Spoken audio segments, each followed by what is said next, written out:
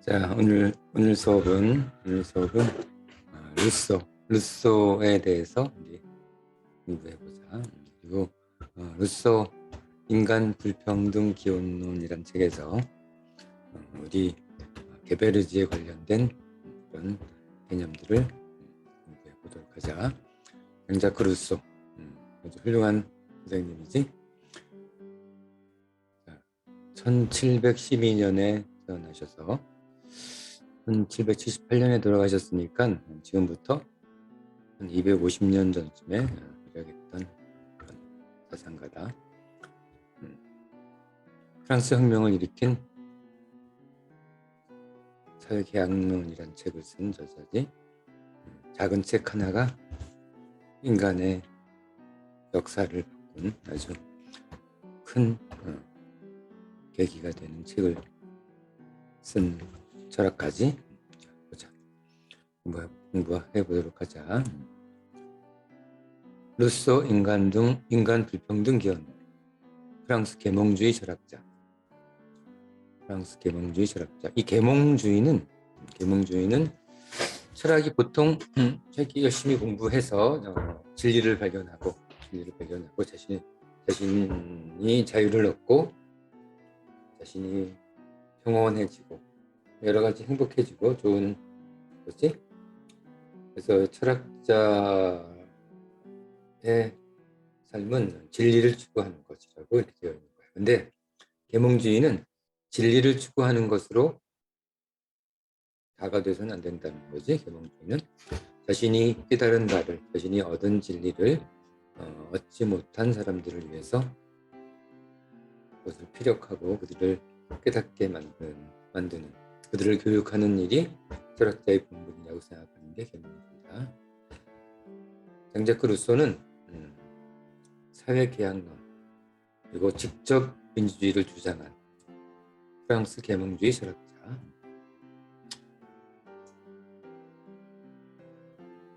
물질과 정신은 항상 영원히 존재하는 원리라고 보는 이원론의 입장.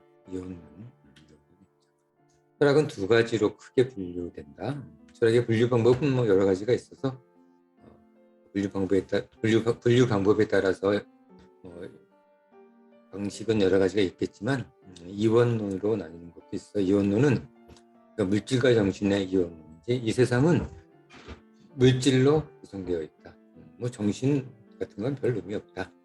이 세상을 이끄는 것은 물질, 존재, 대상이 이 세상을 만들어가는 것이지 정신은 아무 의미 없다고 생각하는 게 물질 존재론이지. 그리고 물질은 없다는 거야. 100년 길어봐야 150년도 되지 않아서 사라지는 인간이 무엇을 하겠는가. 그리고 물질은 항상 변하게 되어 있다. 대상은 변하게 되어 있다. 그래서 물질의 삶의 의미를 두는 것이 아니라 정신의 삶의 의미를 두는 것이 중심으로 한 철학이지. 종교라든지 이런 것들이 다 거기에 속하겠지. 플라톤의 이데아를 포함해서. 그런데 루소는 물질과 정신을 다 중요시한 이원론의 입장이었다는 그런 이야기야. 그리고 도덕적 관념을 생득적이라고. 생득적은 태어나면서부터 얻는 것을 말한다. 도덕적 관념. 그걸 일반의지라고 한다. 일반의지. 인간은 태어나면서부터 아주 선하게 태어났던 거야. 모두 도덕적으로 되고자 하는 그런 관념이 있다는 거지. 사회학적으로는 봉건적 전제지배, 왕이지 왕권제도, 왕권을 격렬하게 공격을 했고 민주주의를 지지하고 시민의 자유를 강조. 지금은 당연하지. 옛날 철학자들 주장들이 지금은 당연한 일이지만 250년 전, 300년 전은 사실 엄두도 내지 못했던 생각이야. 조선시대 어떤 우리나라 조선시대 선비가 나타나서 세종대왕이 있는데, 자, 우리 왕권 없애고 평등하게 삽시다라고 주장한 그런 꼴이야. 굉장한 목숨을 걸고 주장을 하고 책을 출간해야 됐겠지. 그래서 맨날 쫓겨다니기도 했어. 루소는.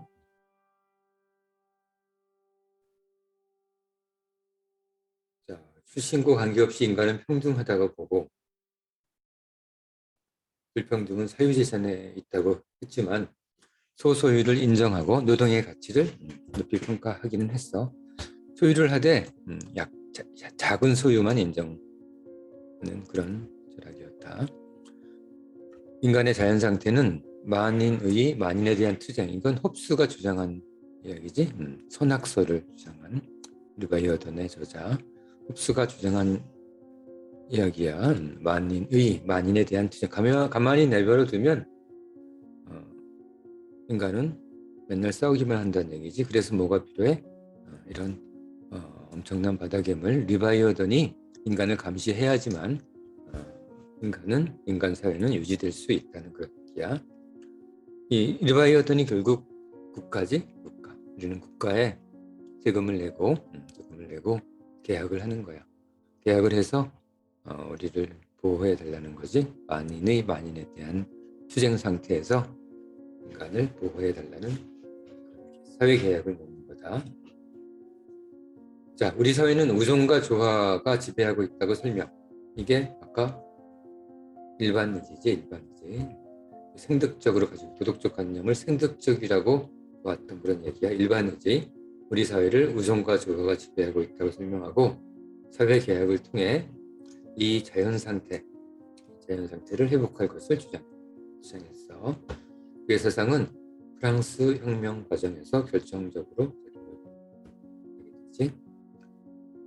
나중에도 다시 한번 사회 계약론을 디테일하게 공부하겠지만 간단하게만 얘기하면 우리 인류 역사, 이게 프랑스 역사가 아니야.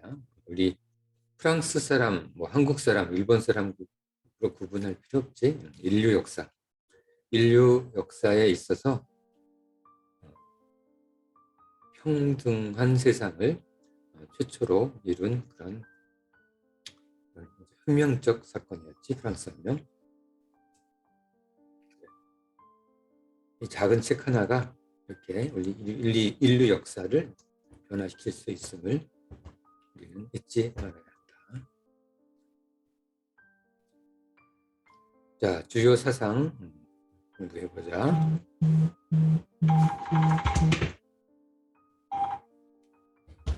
주요 사상 첫 번째는 평등이다. 평등. 첫 번째는 평등. 제시문 2인데 제시문 1부터 먼저 보자. 제시문 1의 답안을 쓰는 법부터 잠깐 보자. 제시문 3까지 되어 있어. 제시문 3까지. 제목을 도출하고 제목을 일단 옆에다가 써. 이렇게 제목을 옆에다 쓰고 핵심 내용 150자 한 3줄 정도 되겠지. 서너 줄. 여기서 제목을 쓰고 그 옆에부터 쭉 써서 150자로 지금 금방 공부했던 제시문 1의 핵심 내용을 정리하면 된다. 자, 알겠지? 자, 지금 스톱하고 작성 시작하자. 5분 안에 작성한다.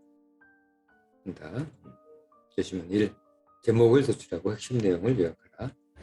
자, 앞으로 돌려서 제시문 1을 보면서 작성을 한다.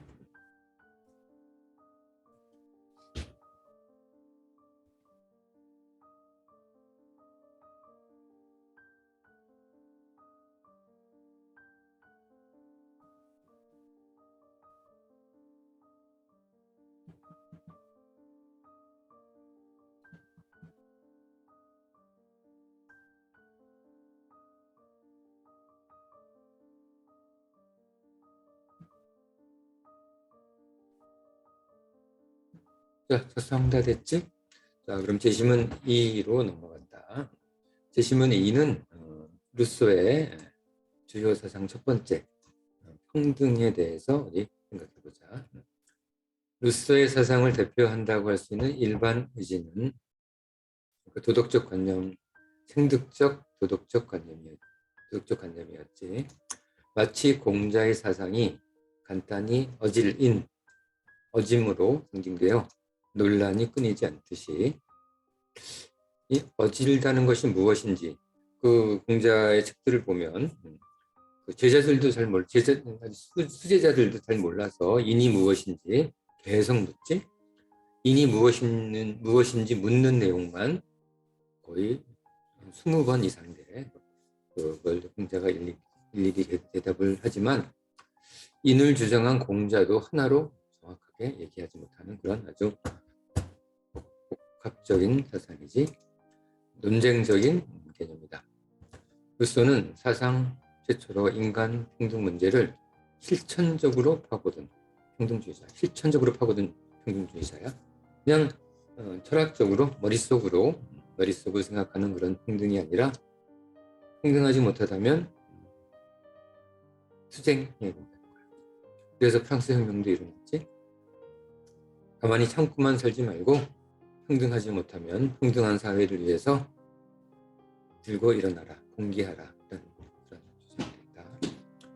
대몽 철학자들도 평등을 주장했지만 당위적 철학적 차원에서였고, 다른 철학자들도 평등은 철학의 주요 목적이기 때문에 다 주장을 하지만 당위적 철학적 차원, 정신적 차원이었고 사실은 그들도 엘리트주의였어.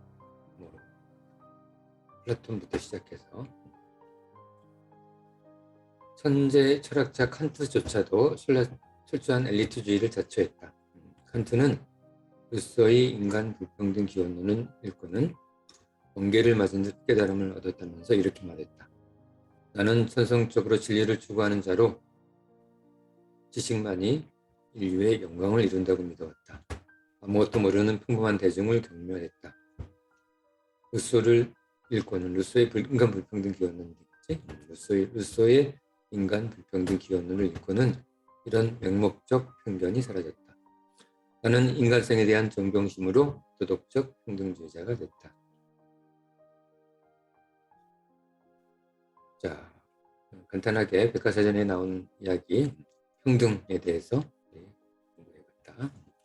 자, 이것도 마찬가지로 제시문 2 제목을 정하고 150자로 정리해보자. 5분 정도 시간을 가지고 정리해보자.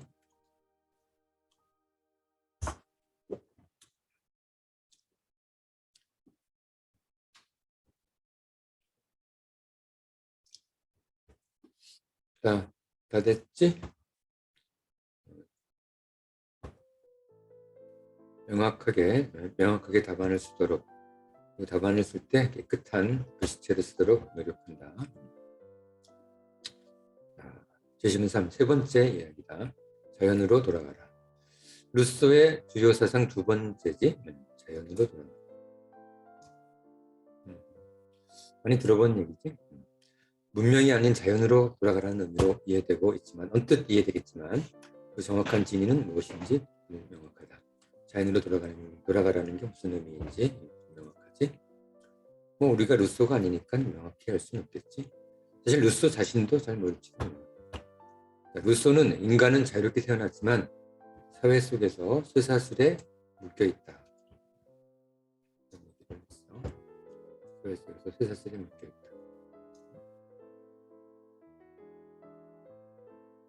왕권제도, 귀족들에 의해서 쇠사슬에 묶여있지. 돈에 의해서, 현대사회로 치면 돈에 의해서 쇠사슬에 묶여있고, 쇠사슬에 묶여있지 않은 사람 거의 없지. 누가 있겠어, 쇠사슬에 묶여있지 않은 사람이. 자, 그의 철학은 그의 자연 철학에 대한 본질을 유추할 수 있게 해준다. 루소는 문명을 거부하는 것이 아니고 자유롭고 평등하지 못한 문명사회의 부조리와 모순을 비판하고 새로운 대안을 제시하려 한 거야.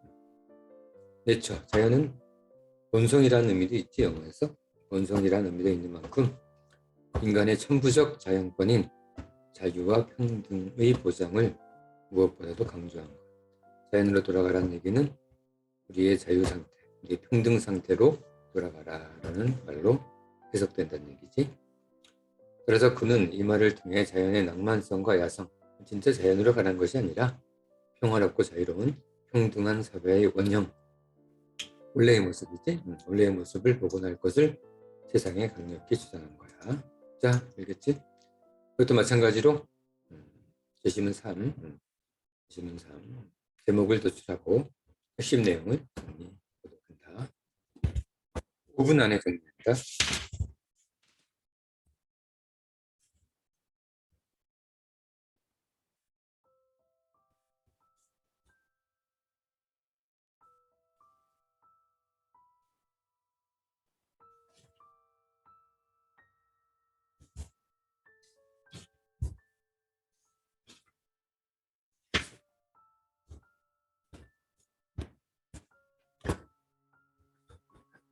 자, 다 됐지? 자, 그럼 다음 문제로 넘어간다. 다음 못한 사람은 스톱, 계속 스톱 시키고 다 작성 완료한 다음에 다음으로 넘어온다. 자, 다음.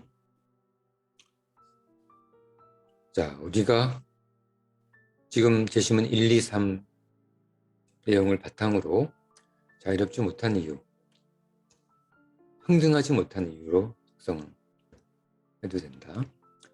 자유롭지 못한 이유 또는 평등하지 못한 이유를 정리하면 돼. 제시문 1에서 한 가지, 제시문 2에서 한 가지, 제시문 3에서 한 가지씩을 도출해서 우리가 자유롭지 못한 이유를 자, 기술해봐. 자, 지금부터 10분 동안 우리 삶이 자유롭지 못한 이유 세 가지를 제시문 1, 2, 3에서 각각 하나씩 도출해서 작성해 본다. 자, 시작해. 10분.